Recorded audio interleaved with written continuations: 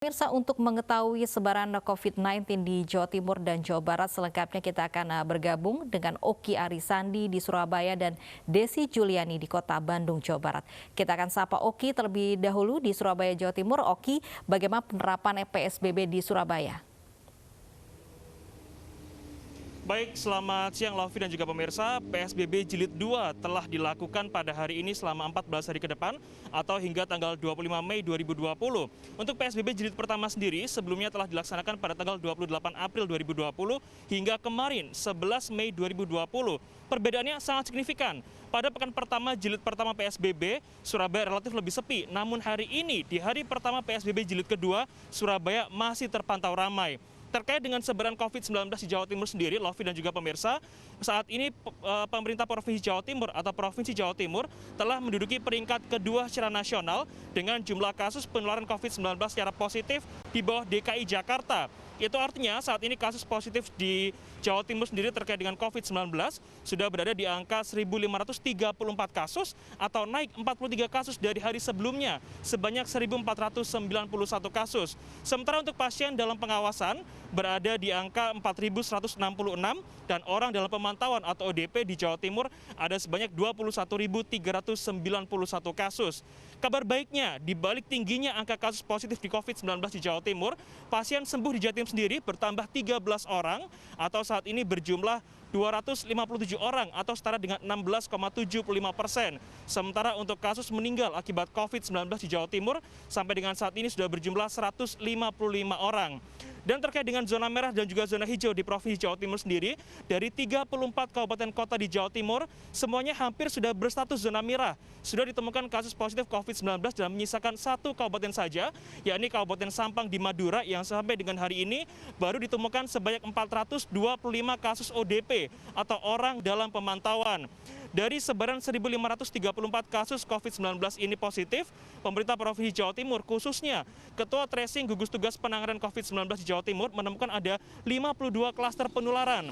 Dari 52 klaster tersebut setidaknya ada 3 klaster dengan penularan yang cukup besar yang bisa saya sebutkan. Pertama adalah klaster terkait dengan pelatihan tenaga kesehatan ahli haji di Indonesia, yakni di Surabaya, Sukolilo, Jawa Timur, di mana untuk klaster tersebut ditemukan ada sebanyak 167 kasus. Dan hingga kemarin belum ada penambahan jumlah kasus sehingga bisa dikatakan untuk penularan di klaster tersebut sudah berhenti. Klaster kedua adalah pabrik rokok HM Sampurna di kota Surabaya juga, yang mana telah ditemukan 77 kasus. Dan langkah pemerintah apa? Sebelumnya telah melakukan self-isolation dan juga self-quarantine di PT HM Sampurna. Seluruh pegawai diliburkan dan sempat diisolasi di sebuah hotel, dan ke-77 orang positif tersebut sebelumnya menginap di hotel dan kini sudah dirawat di rumah sakit milik pemerintah Provinsi Jawa Timur maupun rumah sakit swasta yang ada di Jawa Timur sendiri. Klaster ketiga, yakni adalah Pondok Pesantren Temboro, Magetan, Jawa Timur, di mana telah ditemukan 46 kasus. Langkah apa yang diambil pemerintah? Pemerintah pun melakukan isolasi di pondok pesantren tersebut dan sampai dengan saat ini terus melakukan tes, baik itu berupa rapid test maupun PCR dan swab kepada para santri di sana untuk memastikan siapa saja yang terpapar virus corona atau siapa yang bisa bebas dari virus corona tersebut. Dan terkait dengan klaster-klaster tersebut, diketahui bahwa sebagian besar 14 klaster berada di kota Surabaya. Selain PT HM Sampurna dan juga klaster pelatihan haji, ada juga klaster Pusat Grosir Surabaya, ada juga klaster Pakuwon Mall, bahkan mal-mal di kota Surabaya seperti Pakuwon Mall dan juga Tunjungan Plaza hingga hari ini sudah menjadi klaster penularan COVID-19 yang ada di kota Surabaya. Lantas bagaimana evaluasi berjalannya PSBB Surabaya Raya di kota Surabaya, Kabupaten Sidoarjo dan juga Kabupaten Gresik? Hingga hari ini di kota Surabaya sendiri tercatat ada 741 kasus positif COVID-19 dengan angka kesembuhan ada di angka 110 dan korban meninggal ada sebanyak 89 orang. Itu artinya dari penerapan hari pertama PSBB Jilid 1 tanggal 28 April 2020 hingga 11 Mei kemarin belum menunjukkan adanya tren penurunan angka penularan kasus positif COVID-19. Justru sebaliknya, hingga dari tanggal 28 hingga kemarin, kasus positif COVID-19 masih menunjukkan tren peningkatan secara cukup signifikan, baik untuk kota Surabaya, Kabupaten Sidoarjo maupun Kabupaten Gresik. Itulah mengapa akhirnya pemerintah Provinsi Jawa Timur menetapkan untuk melaksanakan PSBB Jilid kedua, terhitung tanggal 12 Mei 2020 hingga tanggal 25 Mei 2020 mendatang. Tidak hanya Surabaya, nantinya juga akan ada PSBB di Malang Raya, yakni meliputi Kota Malang, Kabupaten Malang, dan juga Kota Batu. Lofi, saya kembalikan ke Anda di studio. Baik, ada peningkatan kasus positif di Surabaya, Jawa Timur sehingga angkanya ada di bawah DKI Jakarta. Lalu bagaimana persebaran COVID-19 di Bandung, Jawa Barat? Sudah ada Desi Juliani di sana. Desi, bagaimana penerapan PSBB di Bandung?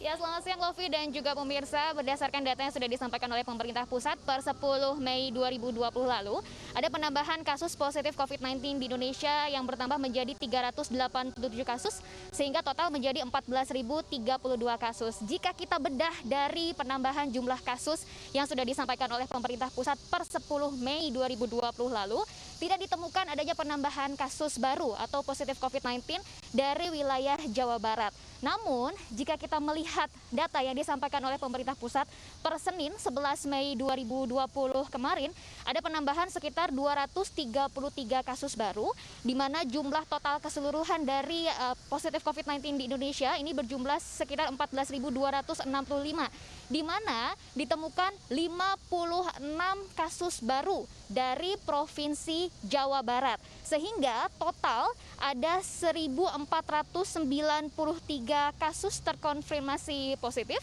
dari wilayah Jawa Barat itu sendiri. Dan untuk jumlah dari orang dalam pemantauan dari 27 kota dan kabupaten di Jawa Barat ini sendiri, ada sekitar 43.997 orang dalam pemantauan, di mana 7.445 diantaranya masih dalam proses pemantauan, sedangkan yang sudah selesai dalam proses pemantauan ini berjumlah 36.552.